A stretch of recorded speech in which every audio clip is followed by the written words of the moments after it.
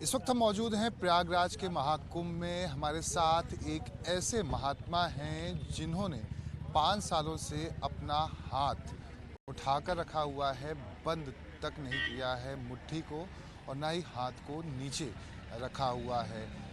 इनका यह मानना है कि जगत कल्याण हेतु इन्होंने यह जो प्रतिज्ञा की है उसे यह पूर्ण करने के लिए कि जगत का कल्याण हो, सनातन धर्म हमेशा हमेशा के लिए बना रहे।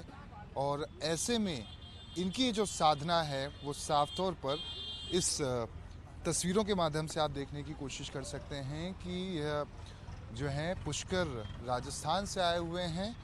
इनका जो पूरा नाम है वो है दिगंबर हरबंस गिरी महाराज। ये अटल अखाड़े से जुड़े हुए हैं और एक हाथों को इन्होंने उठाया हुआ, एक हाथ को। इनके नाखून आप देख सकते हैं कि नाखून कितने बड़े हो चुके हैं, क्योंकि 5 सालों से इन्होंने अपने हाथ को नीचे नहीं रखा हुआ है। जो हाथ का पंजा है वो मुट्ठी वो खुलती भी नहीं है। अब सेंसेशन भी जो हाथ में होता है वो पूरी तरह से बंद हो चुका है, क्योंकि ब्लड का सर्कुलेशन होना बहुत ज़रूरी है। अगर आपने हाथ को उठाकर रखा है तो ब्लड सर्कुलेशन पूरी तरह से बंद हो जाएगा। जो हाथ को अगर आप छूने की कोशिश करेंगे तो इसमें कोई भी दर्द या कोई भी इन्हें महसूस नहीं हो सकता, क्योंकि हाथ को इन्होंने खड़ा रखा हुआ है। और ये इनकी कार है, वैगनार कार है, जिस कार से ये राजस्थान से आए हुए हैं। इनका पूरा जो सामान है वो इसी तरह से यहाँ पर आप देख सकते हैं रखा हुआ है, क्योंकि महाकुंभ है और ऐसे में यहाँ पर ठंड बहुत ज़्यादा होती है, तापमान बहुत गिरता है। और जिस तरह से पिछले 1-2 दिनों में प्रयागराज में बारिश हुई है उसकी वजह से तापमान में और भी ज़्यादा गिरावट आई है। तो इनके बाल्टी, इनके कपड़े, इनके बिस्तर भी आप देख सकते हैं। ये एक हाथ से ही गाड़ी को चलाते हैं। अब इनसे हम बात करेंगे और जानने की कोशिश करेंगे कि इसके पीछे का इनका उद्देश्य क्या है, किस वजह से इन्होंने यह प्रण लिया हुआ है। महाराज जी, आपसे जानना चाहेंगे, आपने जो ये दृढ़ निश्चय किया है, प्रतिज्ञा की है कि हाथ को उठाकर रखूंगा,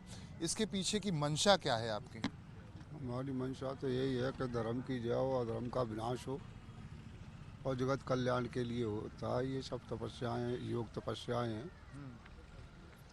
तो यही है कि हमारे देश के जो प्रमुख हैं उनको बल मिलता रहे और हमारे देश का उज्जवल भाग होता रहे, यही हमारी इच्छाएं हैं।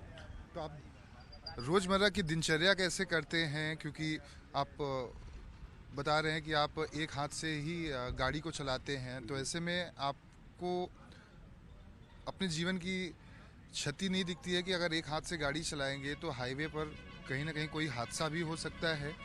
और अन्य कार्यों को कैसे करते हैं आप? हमको परमपिता परमात्मा पे पूर्ण भरोसा है, हमारे साथ कुछ नहीं हो सकता है और चलाने वाले, करने वाले स्वयं नारायण हैं।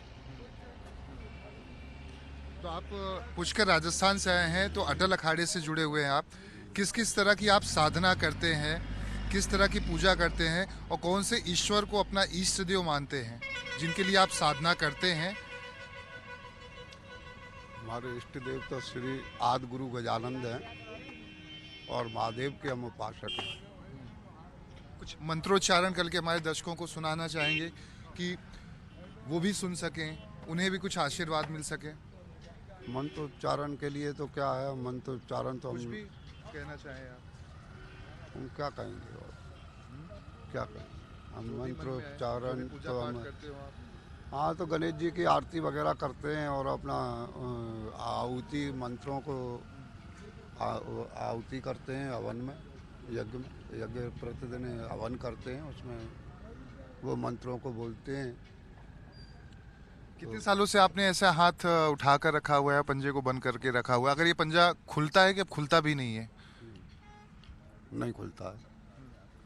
हाथों को अगर आपके छुआ जाए तो क्या कुछ होता है इसमें, कुछ महसूस होता है कि अब महसूस होना ही बंद हो गया? महसूस ऐसा कुछ नहीं तो आपको होता। इससे कोई दिक्कत नहीं होती स्वास्थ्य के प्रति? क्योंकि ब्लड सर्कुलेशन अगर आपका बंद हो जाएगा तो हाथ तो एक तरह से फिर ना के बराबर है। हाँ, तो उसके लिए हमारे को कोई दिक्कत नहीं है। कोई दिक्कत नहीं। तो शुरुआत में आपको थकान होती थी या दर्द होता था, और अब की स्थिति क्या है 5 सालों के बाद? शुरुआत में थोड़ा एहसास तो होता है, लेकिन फिर परमपिता परमात्मा पे हमको अटल विश्वास है, उसके कारण हमको कोई आखिर आपके मन में ये क्यों आया, ऐसा दृढ़ संकल्प आपने क्यों लिया, इसके पीछे की मंशा क्या है? क्यों ऐसा पहली बार जब आया तो आपने क्या सोचा, क्यों करना चाहिए ऐसा? हम पहले भी तपस्या करते आए हैं और फिर भी कर रहे हैं और करते रहेंगे। तपस्या किस तरह की करते हैं आप? पहले खड़ेश्वरी में थे, खड़े रहते थे, और अब रुद्रबाहु में हैं।